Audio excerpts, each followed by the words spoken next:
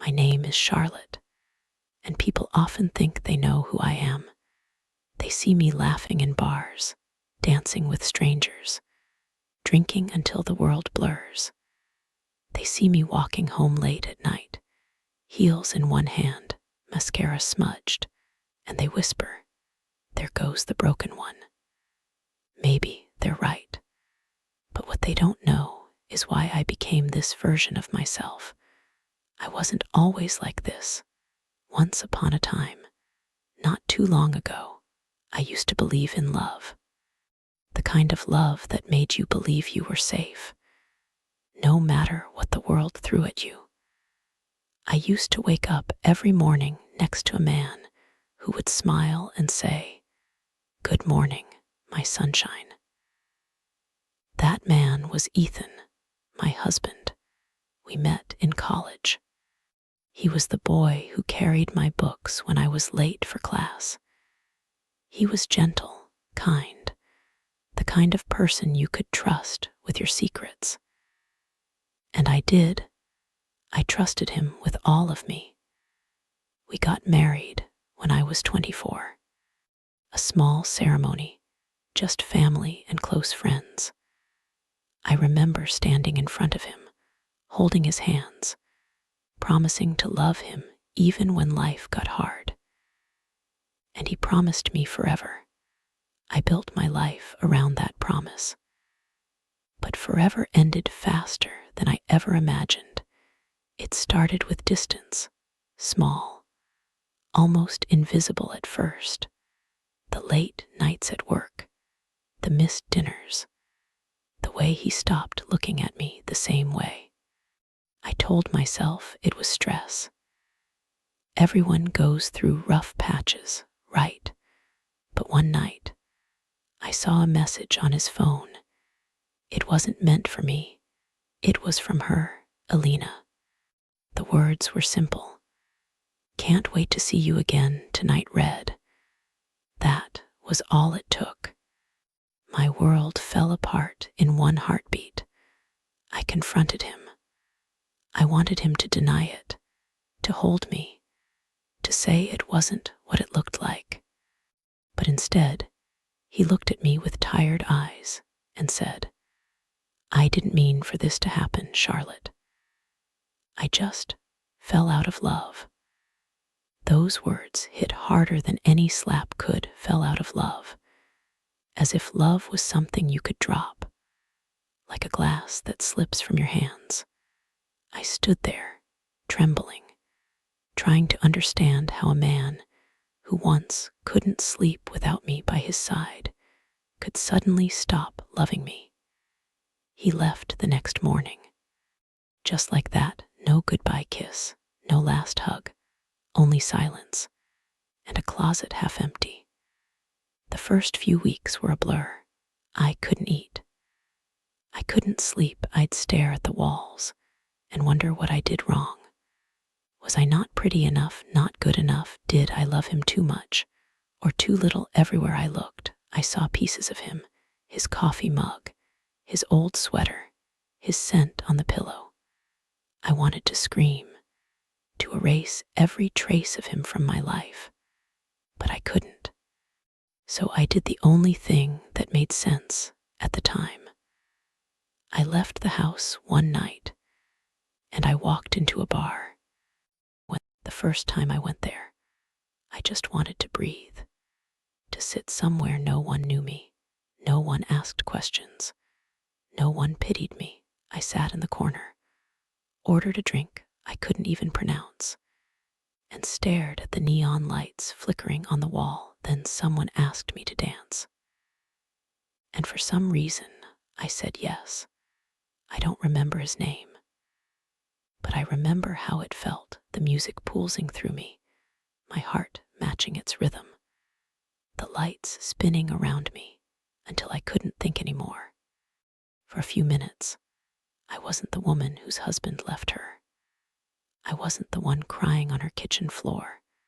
I was just Charlotte, alive, free, floating in the noise. That night, for the first time in months, I smiled, not because I was happy, but but because I couldn't feel anything at all, and that was enough. One night became two, two became three soon. It became my new normal every evening after work. I'd dress up, put on my lipstick, and disappear into the music. People started to notice. Some called me wild, others called me broken. And maybe both were true. I started drinking.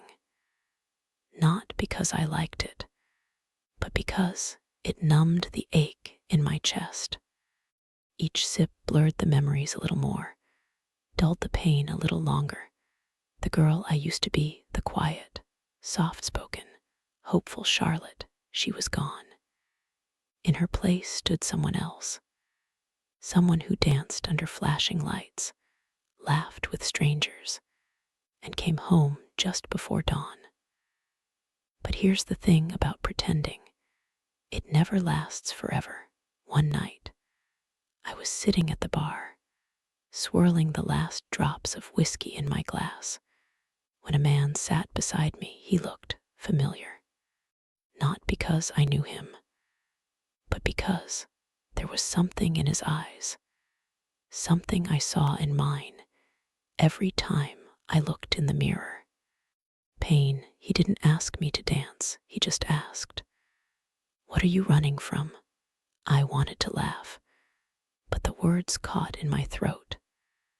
I hadn't realized how tired I was of running. From the memories, from myself, from everything Ethan took from me. We talked for hours, about nothing and everything.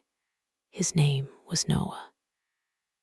He had lost his wife in a car accident 2 years ago. He said he came to the bar every Friday just to feel less alone. That night, I didn't dance. I just listened. And for the first time, someone saw me, not the mask, not the makeup, but me when I left that night.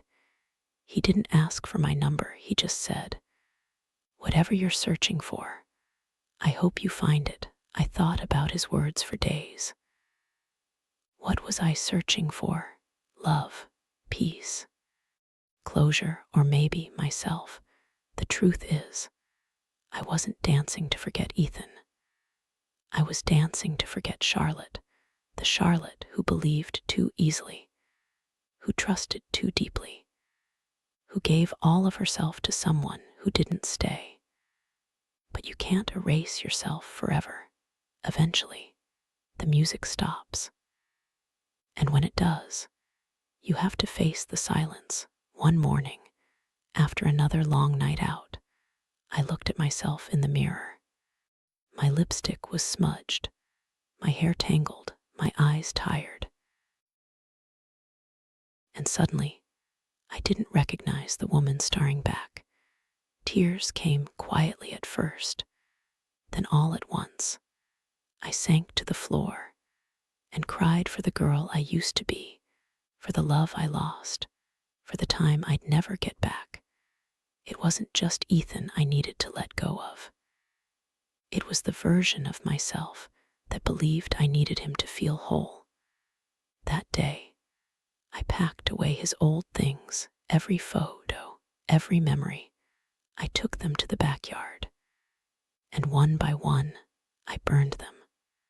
The smoke curled into the air, carrying years of pain with it. It didn't fix everything, but it was a start. I still go to the bar sometimes, but I don't drink as much anymore. I don't dance to forget. I dance because it feels good to be alive. I laugh not because I'm hiding pain, but because I've survived it. I still think of Ethan sometimes. I wonder if he ever regrets leaving. But then I remind myself, he lost me too. And that's something he'll never get back. As for me, I've learned that healing isn't pretty, it's messy. It's slow. It's full of nights when you fall apart and mornings when you pick yourself back up. But it's worth it, because one day you wake up and the pain isn't the first thing you feel anymore. You open your eyes and the sunlight doesn't hurt, you smile, not because you're pretending, but because you finally can. People still whisper when they see me, but now I don't care, because they don't know the whole story. They don't know that the girl who dances every night once cried herself to sleep for months. They don't know that she lost everything and still found her way back to herself. So let them talk, because this is my story of loss, of heartbreak, of rediscovery. I am Charlotte, the girl who danced to forget and learned to live again.